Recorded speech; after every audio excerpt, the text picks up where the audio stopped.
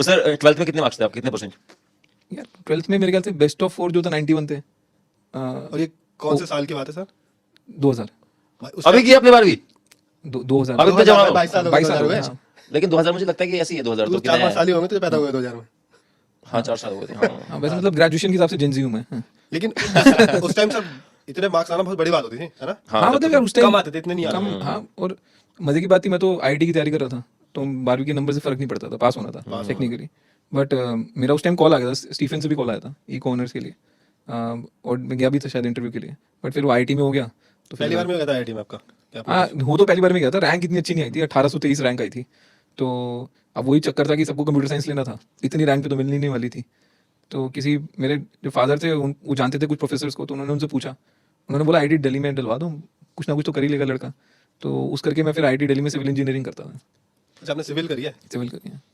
First attempt में, second में की फर्स्ट में ही फर्स्ट होगा में यार, मतलब जिस साल 12वीं खत्म करी उसी साल एडमिशन लिया। तो आपको पता था आईटी में जाना है? हाँ पता था, मतलब मेरे फादर चार्टर्ड अकाउंटेंट थे।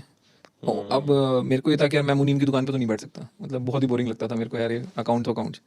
और फादर मेरे को कई बार ले जाते थे, कोई एनटीपीसी का ऑडिट चल रहा है, कहीं चल रहा है, तो मैं थर्मल पावर प्लांट देखता रहता था, मेरे को लगता था यार ये चलो कुछ बनाया है। फादर बुक्स देख रहे होते थे, मैं बोला ये नहीं हो सकता मेरे से। तो क्लियर था, मेरे फादर को भी कोई शौक नहीं था कि भाई तू मेरे धंधे में आ जाए, प्रैक्टिस कर ले। तो उनको भी लगता था कुछ मीनिंगफुल कर ले, और इंजीनियरिंग तो मतलब पासपोर्ट टू डूइंग एनीथिंग है ना। उस टाइम इंजीनियरिंग मतलब बहुत ज्यादा हाँ, फैशन था। फैशन भी था, क्रेज भी था। क्रेज भी और था। फिर उसके बाद क्या हुआ, नोएडा में जब खेतों में कॉलेज खुले, तब वो खराब हो गया। इंजीनियरिंग की सारी रेड पीट दिया उन्होंने। पहले हर घर के हर घर में इंजीनियर हैं। मुझे तो पता नहीं था क्या करना है 12th के बाद। मैं 12th पास की, फिर पता ही नहीं क्या करना है। मुझे आईटी पता नहीं था होता क्या आईटी। पापा ने एग्जाम दिलवा दिया, मैं जाके बैठ गया, आईआईटी का फिर मैं खड़ा होकर घर भी आ गया। मैंने कहा ये क्या है, ये तो दोगलापन है। मैंने आईआईटी नहीं पढ़ा था, एआई ट्रिपल ई होता था। मैंने भी पढ़ा था और AIEEE। डीसीई होता था, दिल्ली कॉलेज ऑफ दिल्ली हमारा इंजीनियरिंग। यूपी 2 होता था। ये दो कॉलेज भरे थे और सच में मैं भी गया था, जाके उठ के बैठ के आ गया था। और रैंक आई थी मेरी कोई 16 लाख। मैंने रैंक देखी नहीं, नहीं, पापा मेरा ने पूछी सब में हो गया था, एआई ट्रिपल ई में हो गया था, डीसी में भी हो गया था। डीसी में तो अच्छी रैंक भी आई थी, बट फिर संजोग होता है ना, संजोग कि यहीं जाना है तो वहीं चले गए। आईआईटी से बेटर किया। बट पता है मुझे, मैं जब उन लोगों को देखता हूँ जो आईआईटीएन से, मैं देखता हूँ मैं क्या खास बात है जिन्होंने फॉर्मूले सही करके और उनकी सिलेक्शन हो गई, मेरी सिलेक्शन हो गई। मतलब भाई मेरे को पढ़ते- बड़े मैंने देखा पता नहीं कैसे पढ़ लेते हैं यार। बहुत पढ़ते हैं यार वो। इतने बड़े बड़े फॉर्मूले होते हैं यार, इतने बड़े सम होते हैं, और जैसे मैथ होती है, स्टेप होते हैं, किसी भी एक स्टेप पे कुछ गड़बड़ हो गई तो आंसर नहीं कुछ भी पूछ लेते हैं यार वो लोग, कुछ भी पूछ लेते हैं कि कुछ भी कुछ भी पूछ लेते हैं। बताओ। मैंने ग्रेजुएशन के लिए मैं भी ऐसी था कि मुझे नहीं पता था। 12th के बाद ये दो फॉर्म भरे, क्योंकि इंजीनियरिंग और एमबीबीएस दो का ही क्रेज होता था उस भाई ना टाइम। मुझे उसके अलावा पता भी नहीं था, जैसे फैमिली से हम लोग आते थे, घर वालों को भी नहीं पता था इतना कि क्या करना है, उन्होंने छोड़ रखा था अपने आप कर लेना जो करना है। तो ये भरा, इसमें कुछ हुआ नहीं, तो मैं डीयू का फॉर्म भरा। अच्छा, मैं डीयू का फॉर्म भरने गया वहाँ पे, और मैंने फॉर्म देखा तो उसमें मेरे को ना ऑनर्स वाले वो मेरे सारे course, botany honours, zoology honours, तो मैंने कहा ऑनर्स में तो ज्यादा टफ पढ़ाई है।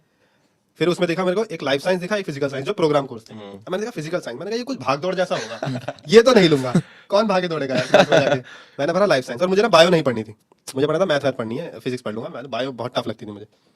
तो जब मैं एडमिशन लेने गया तो मैंने वहाँ एडमिशन लिया, वहाँ पे अपना फॉर्म सबमिट करने गया, उन्होंने कहा ये टाइम टेबल, मैंने देखा सब बायो के सब्जेक्ट है उसमें। मैंने कहा सर लाइफ साइंस क्या होती है? कह रहा लाइफ साइंस होती है बायो ही होती है सारी, इसमें जूलॉजी, बॉटनी, केमिस्ट्री, ये सब। जो चीजें जीवित है उसकी साइंस है ये। हाँ वही है। और मैंने कहा फिजिकल साइंस? कह रहा फिजिकल साइंस में होती है मैथ, फिजिक्स। मैंने कहा खेल कूद, मतलब खेल तो कूद क्या होता है? कोर्स सिलेक्शन से ही तुम्हारी थोड़ा हाथ टाइट था थोड़ा। हाँ वहीं से गड़बड़ हो गई थी, पर सही है, संजोग।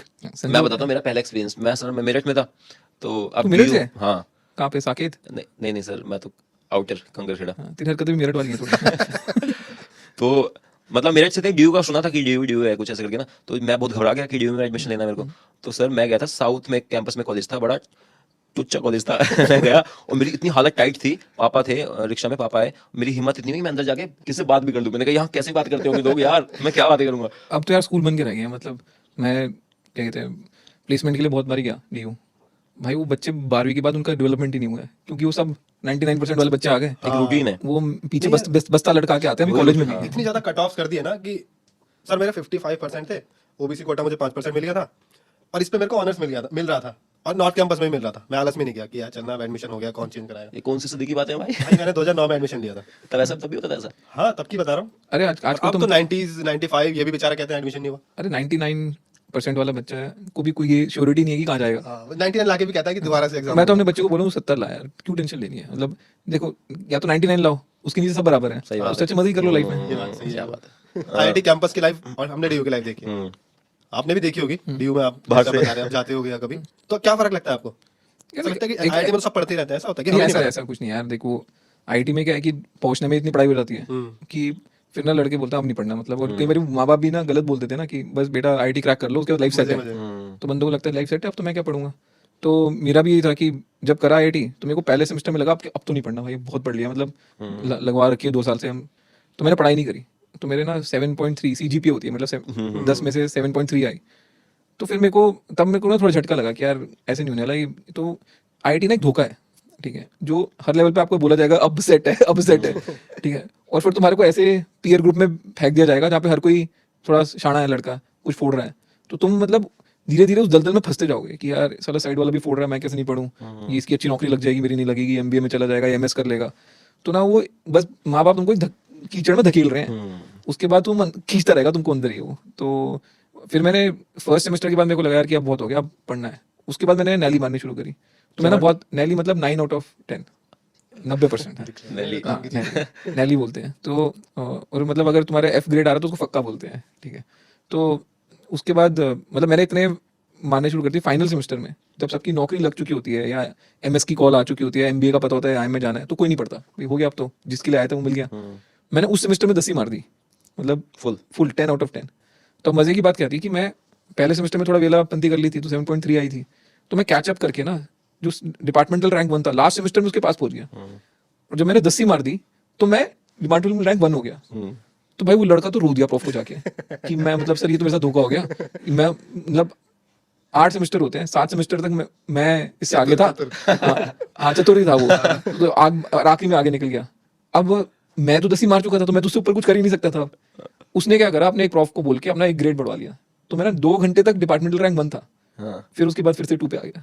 तो उसको 11वीं, उसकी 11वीं हो गई, एक 10 तो आखिरी है ना। नहीं, उसने 10 ही नहीं मारी थी ना, वो हो गया ना, उसने नैली कुछ भी मारी, नैली मारी, उसको 9.2 ग्रेड मिल गया, ठीक है। तो वो मेरे से ऊपर हो गया। पर जो लिस्ट छपी उसके बाद मैं डिपार्टमेंटल रैंक 1 हो चुका था। प्रॉफ ने थोड़ी हेराफेरी कर दी। ये भी संजोग है। लेकिन ये तो देखा, सर को रियलाइज भी जल्दी हो जाता है। पहला क्रश आया लाइफ में, फिर रियलाइज हो गया पढ़ाई नहीं नहीं, ये पहले क्रश से थोड़ी है, कुछ तो इंतकाम लिया होगा आपने, कैसे कैसे किस बात इस बात का इंतजाम कुछ तो हुआ होगा कि ऐसे टॉप कैसे करना है, आप चिल कैसे। नहीं यार, वो कीड़ा था। देख मेरे को तो यार सिंपल सी बात है, बड़ा घर चाहिए, बड़ी गाड़ी चाहिए और टोट बंदी चाहिए। 3 चीजें चाहिए होती सबको, ठीक है। चाहे तुम दिल्ली यूनिवर्सिटी में पढ़ लो, चाहे तुम आईटी में पढ़ मुझे लो। तो एक ही चीज चाहिए, बताओ क्या। ब्लू टिक, वो तो मिल गया भाई। बस खत्म आपका जीवन। अब आपका जीवन खत्म हो गया। तो कीड़ा था यार हमेशा से कि कुछ करना है, मतलब रन ऑफ द मिल नहीं बनना है। तो सर स्कूल में या कॉलेज में आपको कुछ कोई पैशन वैशन कुछ। नहीं यार, ये कुछ क्या कुछ तरीका? भाई ये प्रॉपर्ली कुछ नहीं करता था भाई मैंने। कोई एक्स्ट्रा करिकुलर नहीं करी, कोई स्पोर्ट्स नहीं करा, ठीक है।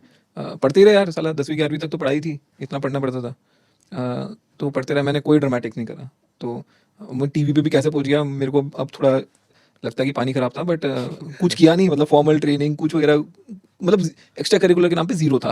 मतलब ऐसा होता है ना, कई बार हम कुछ कर रहे होते हैं, अचानक से कुछ दिमाग में आता है कि वो अच्छा लगने लगता है करते करते। तो ऐसा कभी जीवन में नहीं हुआ कि कुछ अच्छा लगने लगा, फिर सोचा कि ये करूं, फिर नहीं ठीक है पढ़ाई कर लेता हूं वापस, ऐसा? नहीं यार, कुछ होते नहीं था मेरे से, और मतलब पढ़ाई होती थी ढंग से, जैसे मेरे को लगा वही करूँ। मैं कॉलेज में था ना, तो मैंने 2-4 दिन सुबह जल्दी जाने लगा, मेरी क्लास जल्दी होती थी। तो मैंने देखा बॉक्सर्स जो कॉलेज में प्रैक्टिस करते थे, उनको देखा बड़े मजे करते थे। वहीं बॉक्सिंग प्रैक्टिस करी, वहीं पीछे नहा लिए, और मुझे बड़ा अच्छा लगा।